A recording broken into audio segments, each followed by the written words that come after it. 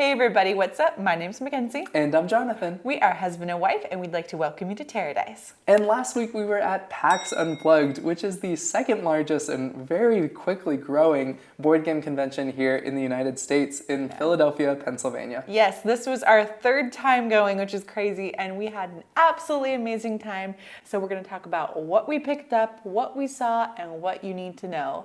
So if that sounds like something you want to see, then just keep watching. So some of you might be familiar with PAX, like in general, like PAX East is very famous and like all these other ones like PAX something.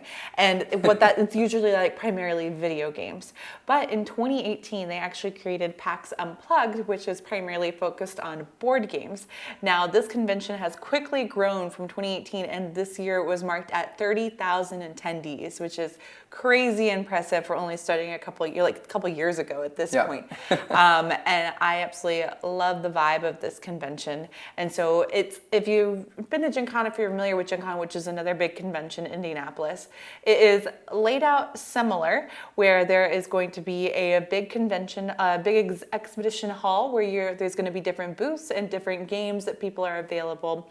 It's, I would say, less crowded. It is less crowded than Gen Con, so you actually get a chance to, I think, demo more games and actually get a chance to get up and close and personal and really check out the merchandise. Well, it's not even that it's like less crowded. Like it's more space. It's just they space it out so much. So the all of the halls, all of the aisles that you go down are like twice as large. So even if the same number of people were going, you have twice as much space to move. Yeah. They really give you a lot of space to just be like, I'm here to check out games and not be shoulder to shoulder with people. Yes, and it's less about like the events, there are events going on, but more about playing and going, buying a game, and then immediately going and playing that game, because they have a ginormous hall where you're going to be playing games. Yeah. And it is just, I think the PAX people and people that run PAX Unplugged specifically just overall do a really, really nice job with just like clear information, with handling a ton of people. I think it was really well organized this year. But we also like basically every day was about like, okay, get your 2-3 games. Like we got this guy here, which we'll talk about games that we got later, but we got it. We just immediately went over to the free play and unpacked it and started playing. Mm-hmm. And that's kind of like pretty much what it's about. There's a library that you can pick up games from. We picked up some games from there. But for us, it's really just like see what's out there. We go to media meetings, so like we'll meet with publishers so that they can tell us and kind of pitch to us what their like upcoming releases are. So we did a little bit of that too. Yeah, but I feel like this convention, from ones we've been through to in the past, we went primarily with the very sole focus of seeing what the experience was like for the average goer. Like we really tried to just like see what it was like and just like have fun and really like enjoy the hobby, like less business, just like go and like really enjoy ourselves, because we might be doing way more business stuff in the future at conventions, so this one we were like fun. Yeah. So we did do that. It was a lot of fun. We also got to see a lot of our friends who, because we live in the Northeast, like there's a lot of our friends from New York City also came, because we're in New York City. Yes. So a lot of those friends came. We also had a lot of people from like Canada and other like fairly close places that came to see us, so that was fun. The very first thing, so the very first morning, I was there to get some Lorcana cards. So just, they're starting to get easier. If you've noticed, you should be able to go get cards at least for Chapter 1 now. They're totally in print. But they released the Series 2, Chapter 2 cards at PAX Unplugged. So I sat in line. I got there at like 8 a.m. They opened at 10. It was way earlier than I needed to because they had stock till 2 p.m., 3 p.m. before they were like, yep, okay, we'll sell the rest tomorrow. Way less crazy than Gen Con, and they're selling it at MSRP. I did not even have to wait, but it was fun because I got there right when Ilya and Tyler from Kavre did, and we all got to it was completely by accident. We just got to like sit and play a 4-player game of Lorcana, which I'd never played at 4-player before. Yeah, and if you aren't familiar with what Lorcana is, it is a trading card game where if you're familiar with Magic the Gathering or have like heard of that, or Pokemon or any of those sort of games, it's like that, but Disney. It has beautiful art, and Disney fans and Magic fans and board game fans are becoming really into this game. Well, we picked up, so I'll play to so many fun games. We just did a live stream of Sail this past week, but we picked up another one of theirs that really intrigued me. It was called Lunar. So this is a game where you're playing tricks again, but you have half your cards are suit cards and half the cards are number cards. So you actually play a pair of cards to get a suit and a number, which is kind of interesting. So I thought that was a fun kind of turn on it. And so I'm excited to try that one. Yeah. So the next one I am going to pull out, we're working from the sides, and then I think we'll adjust what's behind us. So I am going, this was one I did no intentions, and it's actually been out for a little bit, but this became like the game of our convention, was a MonsDRAWsity, and like draw. So what it is that you have to, this game is by now known as Friendly Skeleton, originally done by Deepwater, but now Friendly Skeleton's taken over. And what this game is, it's kind of like Pictionary, but way more intense. So the person drawing gets to see the monster. They get to stare at it. It's like a card with it's a crazy looking monster. Like this. Yeah. And you get to stare at it for 20 seconds, and then you turn it down, and then you have 2 minutes to describe it to everybody else, and they have to draw what as you're describing it, and then you have to like pick which one's the best based on what you think the monster looked like. It is hilarious, and it really actually cool to see it like based on how well the person describes it, how close their drawings turn out. Like, look at this drawing right here. This is Jonathan's drawing, and this is the monster. How is he so good at this game? I don't know how that one turned out. So we were playing with Jeff from the Dragon's Tomb. It's a great channel. You should go check him out. But he was explaining the drawing, and we kept asking questions, and it was just so spot on. He was like, okay, it's an egg. And you got these giant teeth grit in the middle. Yeah. I don't know. It's just one of those funny things where it's like we were totally on the same wavelength. Yeah.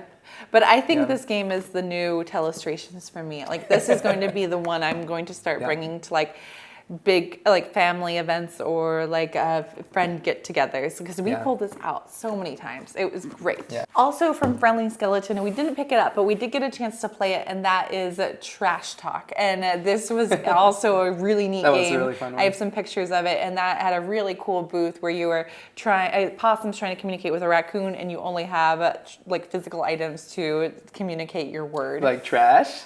Oh, they're trash. Yeah, but I love it's like actual items, which is awesome. All right, next up on the early list, I went and picked up White Castle from Dubious. So the White Castle is a pretty popular, heavier, kind of mid-weight Euro where you have 9 turns, and that's it. And then the game is over. It takes about an hour to play. It just like, it looks like a whole lot of fun. I've gotten a lot of great reviews about it from a lot of friends who are like, you gotta check this game out. So honestly, this is one where I'm pretty unopinionated at this time, but I'm very excited to play. I would say this is, just from hearing the buzz, one of the top ones at the convention. Everyone was like, have you played White Castle? Have you played White Castle? So definitely one I'm excited to play. The next one we are super excited to finally be able to pick up, and this is the new Lost Ruins of Arnak expansion.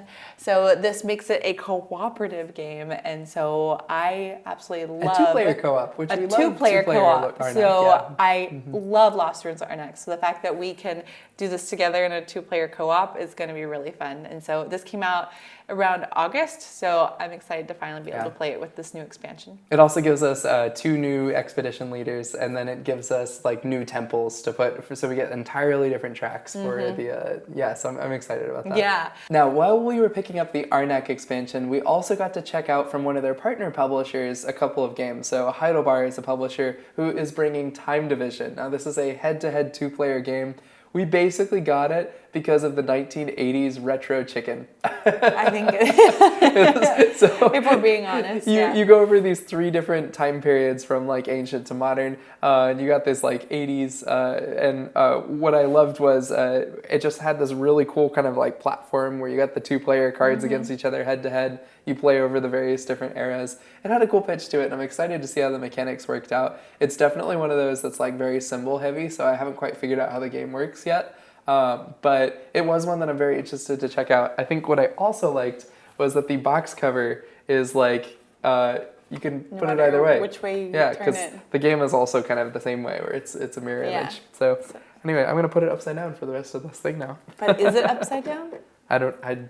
I don't know. Okay, so speaking of different eras and be able to play through that, I think that's a good segue to talk about Dubious. So Yes. we were able to pick this up from Arcane Wonders. This is actually given to us, but we played it right away. And this is a Not this copy. This one's in shrink.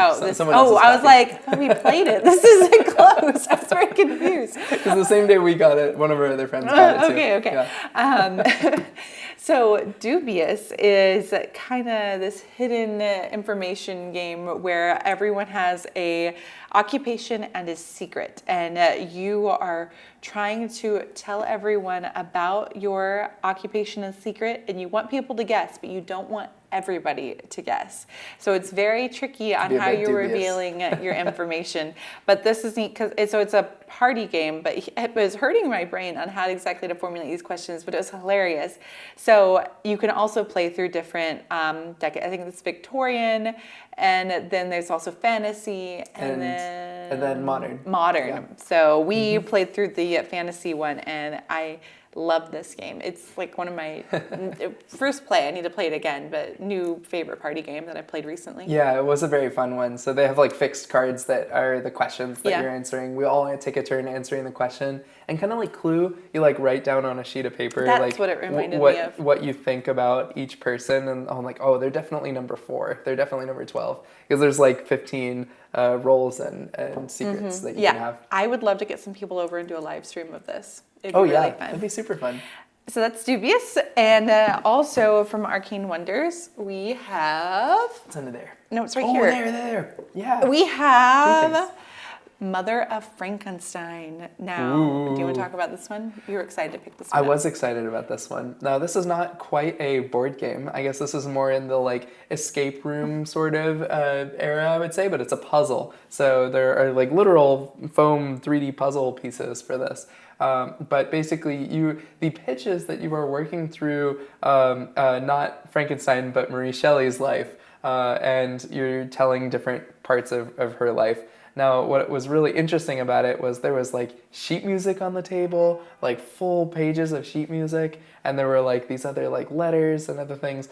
The components looked really cool, and I saw these people who were like deep in thought, like working on this puzzle, and they just like really seemed to be enjoying it. And I'm a huge like classic like horror book like person. I'm reading Dracula right now. I was like, I gotta have this in my life. Yeah, when we were meeting with the people from Arcane Wonders, they weren't even showing us this. I was like, what's that? Because that looks pretty cool. So I'm excited. So this is volume 1 of 3. So if we like it, then we can pick up some more. Yeah. So that is Mother of Frankenstein. And then the last one we picked up was Critters at War. So this is a new reskin of the game Air, Land, and Sea, which is a 2-player card game set in World War II. It's pretty beige. Jonathan loves it. And I do like it. So maybe it is your style too, but this is a new one that they've come out with, which is the same game. It just has a reskin with these like cute little animals. It is a good, what do you call the mechanic? I enjoy it. What do you call Air, Land, and Sea? Yeah, it's like it's not quite it's like battle line type thing where you've got the 3 different air, land, and sea where you are fighting. But there's different things where like if I play this card, I can like remove that card of yours, or I can flip it. And so you do different things like that. And basically you're trying to end up winning the war. What I like about this game is that if you think you're going to lose this round, it's like, oh, there's no way I'm going to recover. You can actually choose to like end it early, and they will score less points for their victory. So you can like forfeit early to like start the next round, which means if you're dealt a bad hand, you can choose to like have some agency there, which I like that a lot. Yeah.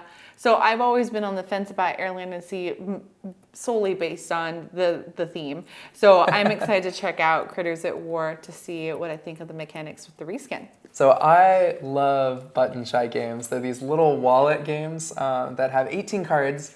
And wow, what they can do with 18 cards. You should check out our like Battle Crest review, a couple of our other videos where we've talked about Super them. Slopes. Super Slopes. Oh my goodness, I love Super Slopes. We play that all the time. But we did get 4 new games from them. So couple, so the new one, or like the newish one, I'm assuming, because there were a lot of copies of it, is In Vino Morte. So this one, it's so silly. There's just 9 wine cards and 9 poison cards. And all you do is, on your turn as the dealer, you're going to deal everybody a card. You must deal at least 1 poison and at least 1 wine. But other than that, you can deal whatever you want. You then go in a circle, and you either drink what you have, so you're locked in, whether it's wine or poison, or you swap with somebody. And that's all you do on your turn. And so basically, if you get poison, then you're out. And so it's a like player elimination game. But it's so quick, so fun. You can play up to 9 players with this. So it's like the highest player count, I would say, button shy game probably. The next new one that we got was Revolver Noir. Now this one's really cool because it's like imagine a Counter-Strike like first-person shooter in your hand. So you got like basically each player has a hand of cards, and their top card is their current location in a house. So it's like it's dark, you're in the living room, they're in the basement, and you can on your turn move to a different room. You can listen for like the other player has to give you clues about roughly where they are in the house, or you can try to go bang and shoot. And if you can land 2 hits on them, you win the game. But you're basically like running around this house in the dark. It's really, really cool. There's like a map card that shows you what the house looks like. That one's a whole lot of fun. Another one is, this is a game I have wanted to pick up for so long, and I finally was able to get it. And that is Obsession. Now, this isn't a new game, but it is one I absolutely love. I've gotten to play it with my friends, with a couple of friends before. And it is this game where you are in Victorian England, and you're just basically, I don't know, going about your life, doing your business, trying to... It's basically Downton Abbey. Yeah, be great. But is a wonderful designer, a very generous designer, and I was so happy to be able to finally pick up this copy. It's just one of those games that are super fun, and we all I think when we played, we drank tea and ate biscuits and had a wonderful time. Next up, I have a cute little card game from Weird Giraffe Games, and that is Motley. The goal of the game is that you're going to get a category card, and you're going to then take all of these other cards and try to overlap them in such a way that they draw a picture for you. So you might be trying to get a picture of like a cowboy boot or something like that, but you have to get it like out of like, okay, I'm gonna use all the green to make the cowboy boot, or I'm gonna make a llama out of all the pink stuff. But it is, we played it once with the designers, and it was a whole lot of fun. Yeah, so. It's a neat like abstract game. I noticed that we have actually, I think this is a convention we picked up in the most party games. Like, I'm excited to have a refresh in our party game collection, so that's fun. Yeah. And another one I want to talk about is going to be, this isn't a party game, but it is great for the whole family, and that is Mycelia. So we will have a full review coming out of this very shortly, but this is a new game from Ravensburger, and it is this adorable game where you are playing as mushrooms and collecting mushrooms. It is I would say a wonderful intro into deck building. So you are collecting mushrooms into your card, into your deck, trying to make it stronger in order to bring dewdrops and move those dewdrops into the well of, I don't know the specific term. The shrine. But where this game stands out from the rest is once you have filled up all of your dewdrop spaces on this shrine, someone gets to turn the wheel and make it rain for the dice roll. And so the dice tower, it comes with the game, and it is really cool. And this is a simple enough game that is a wonderful intro to deck building for the whole family, and there are advanced cards to make it more challenging for people that are more seasoned gamers. Yeah. Next, I would say, is probably our biggest splurge of the convention, and that is going to be, we got a brand new game mat by Game Toppers. So I think all of the game mats we have are by Game Toppers. They make such high quality. It's like what the mat we have on the table right now. But we got a new table recently that is bigger than the current game mats we own. So we bought one to fill this new table. Yeah. So we got a desert themed one, which is a theme we didn't have yet. And so I love this company. I love the game toppers. I also want to give a shout out to Tabletop because I bought this shirt at the convention. I think it is adorable, and it is by Tabletop. They were really popular at the convention. I like saw their booth and I was like, I want that. And then I started looking around. Everyone had their shirts on. Especially the calico The shirt. calico. And I saw like Eurogamer, and I got a little meeple hat from there. I wore it the whole time. And so if you're looking for cute, like they had a fun Cascadia one, like they seem to be working a lot with AEG. So go check out, I'll put their Instagram in the link below if you want to go check out board game merchandise. Maybe you can still get something in time for Christmas. So I like their stuff. It's comfy.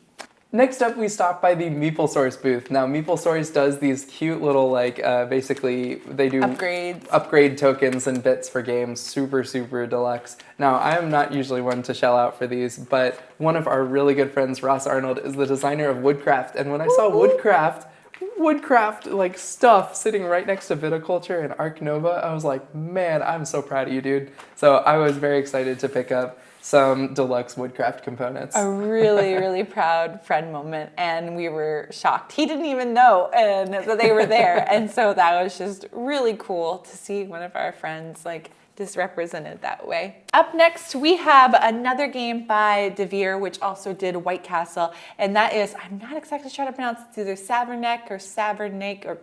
Savernake Forest, and this is based on a real forest in England, and it is, we picked this up just strictly from a demo, and I love it. It's a super adorable animal game. How would you describe the mechanics of it? Yeah, we went and played this like right after. Right got after. It. So basically you have, you're drafting these cards, so on your turn you take a card. Based on from which position you took it, you're going to get a bonus with that. But what you're trying to do is create a forest grid such that at the end, all these little animals can run out from their little dens and pick up food. Super fast, snappy game. And at 2 players, you can like either play the regular grid or you can play a super long grid. It's a lot of fun. And one of our last games is... I think this is the very last one. Yeah, so this is our last game. So this is all you, babe, so take it away. Okay, so Heroica. If you've not heard of this game, it's like 10 years old now. But this is a Lego board game. So it was this like dungeon crawling like game, like think like Gloomhaven for 10-year-olds made out of Legos. That's like basically what this is. Or D&D. It is like my childhood. So yeah. I loved this thing. It's like more Gloomhaven, not D&D, because it's like you roll dice, it's stupid, you like attack goblins. It's great. But why I was so excited is I actually own all of the Heroica sets at home. But I'm definitely missing like a random piece or two. And I've known this, and every time I see it, I'm like, oh man, I wish I still had all the pieces for that. It's so rare. And I went by this like used game store, and they had this booth at PAX sitting on the shelf. And when they gave it to me, for $10 instead of the 12 on the thing here. I got this for $10. If you go look at this thing new, you can still find it new on eBay. It's like $100. So I was very, very excited about this. I'm gonna go replace my pieces, and then we're gonna play. It's fun. So I think that was your big steal of the convention. It was, yeah. I even so the rules say make up your own rules. So I actually bought a bunch of other Lego games so that I could get the pieces, and I made my own custom dungeon. So I have a pyramid with mummies and stuff, and then I have a pirate ship. So yeah, that I made myself. So we're gonna have to play with this. And now I'm going to play it. But yeah, sometimes wandering around, I think this is a good case, and wandering around the convention, you can find really cool things that aren't going to be on the main stage display. Go into those back corners and you will find some really good stuff. Just because it's in the back corner doesn't mean it's not great. There are some really cool things. And checking out these used game sections, you can find some I saw other great deals that we had no more room at this point when we found this. But there were some other really good deals in there.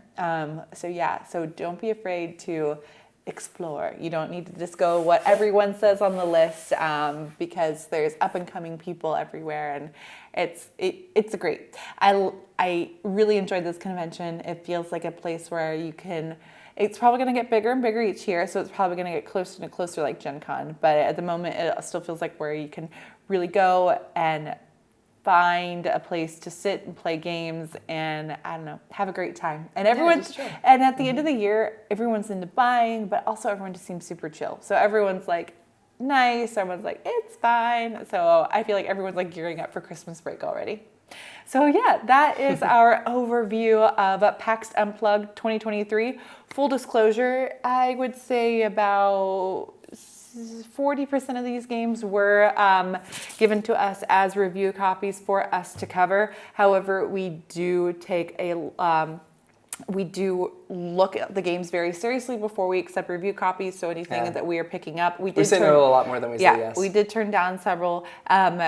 We only want to pick up ones that we think we're going to like and we think that you guys were going to get enjoyment out of. And the rest we bought with our own money. So Obsession, bought that with my own money. But thank you guys so much for watching. If you like this video, make sure to like and subscribe. Hit that notification bell so you know whenever we put out a new video. And we'll see you next time. Happy play. Everyone was like, have you played White Castle? Have you played White Castle? So. And I was kind of disappointed to find out after I purchased it that it's not about burgers. So only some people get that joke. No, I think a lot of people are going to get it. Like Ross didn't get it. He was like, what? But he's from London.